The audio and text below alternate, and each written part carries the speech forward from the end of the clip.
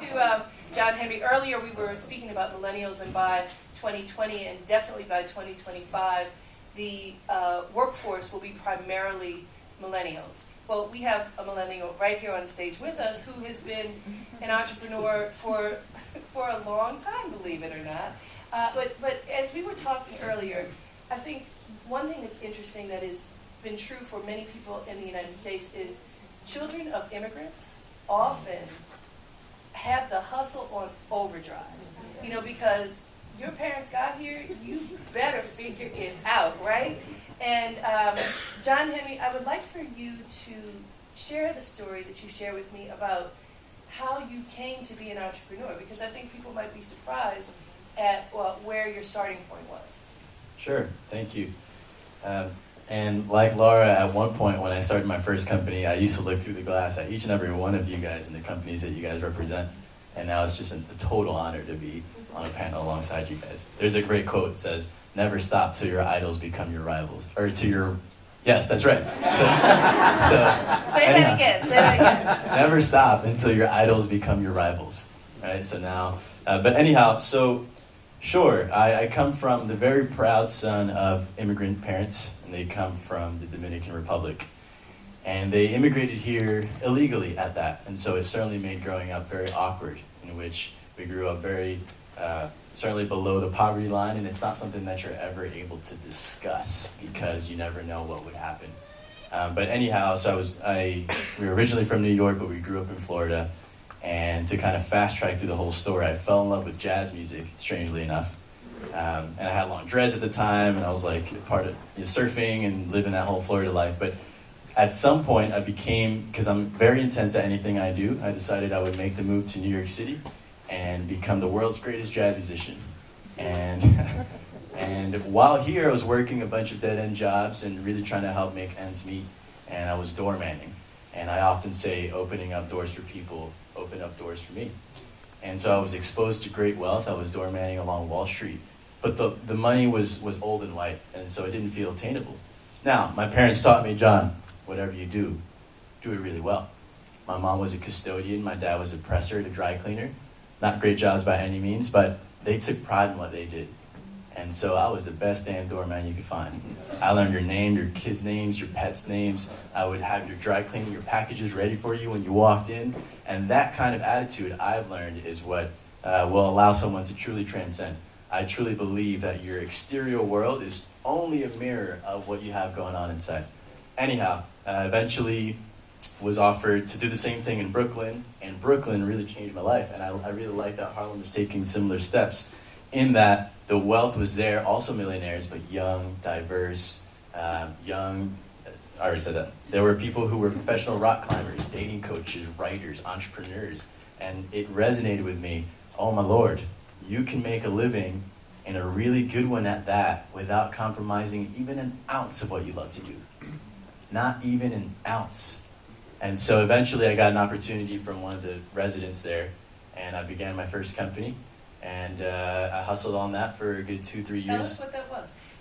Because opportunity is important. Sure. You know, a lot of times, opportunity is right in front of your face and you don't see it because it's not what you want to do. And what was mentioned earlier, I think this is really important because Marcus, for those of you who were here earlier, talked about how African Americans, anyhow, I mean, my grandmother was a domestic worker. Many of our families grew up in the service industry in one way or another, and for many of us, that's nothing we would ever want to do. What was your first business?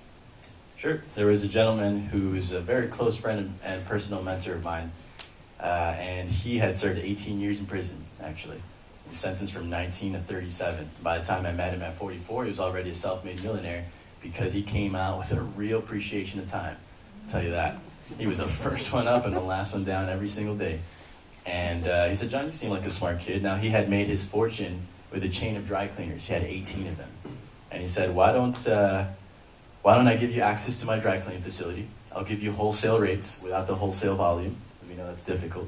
And all you got to do is convince people to give you their clothes. And then you bring me the clothes. I'll charge you the wholesale rate. You charge the market rate. You make the difference. Sitting behind the desk, he said, what do you do with your time anyways, I said, I don't know, Facebook, try to get at girls, like, pretty standard stuff. And so I started in Harlem. I was walking around with my cheap suit and my cheap briefcase and business cards, and I would go up to the doorman. I would say, hey, my name's John Henry, and I'm a doorman too, and I know that you're the key to the building, and I'll slip you 20 beans for every customer you can get me. And so that's if you walk around the street with me, every single doorman here still knows me. And so that's hustle. That's hustle. And you went from doing buildings to doing the cast of different television shows. Yes, eventually, some people say you have to be at the right place at the right time. I think that's a lie. I think you have to be at the right place all the time, right? So if you're there all the time, you're going to drop the ball on a number of things, but there's going to be that one moment that strikes. And there was a resident in particular, I told him I was quitting my job, and he said, well, what are you going to do? I said, I'm going to start a dry cleaner.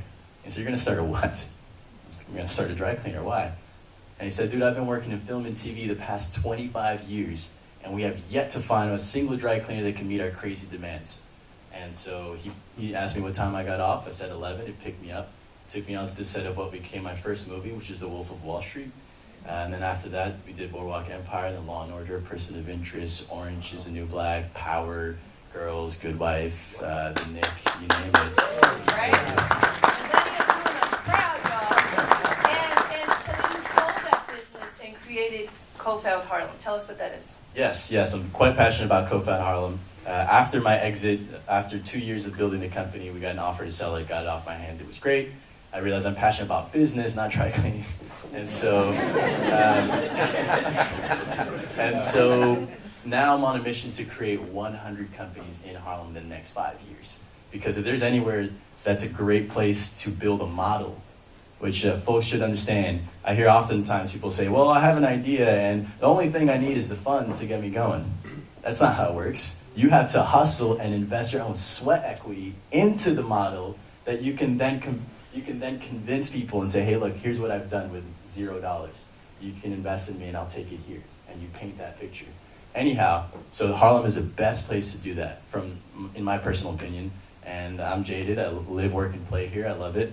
But anyhow, so what we're doing is we're seeking promising early stage founders, and we're investing in the companies. We put you through a 9-month program. You're working with the world's best: Google, New York Times, MSNBC, people from the community, the mayor's office. And then afterwards, we only ask one thing of you, and that's that you headquarter back in Harlem after the program for a period of 4 years.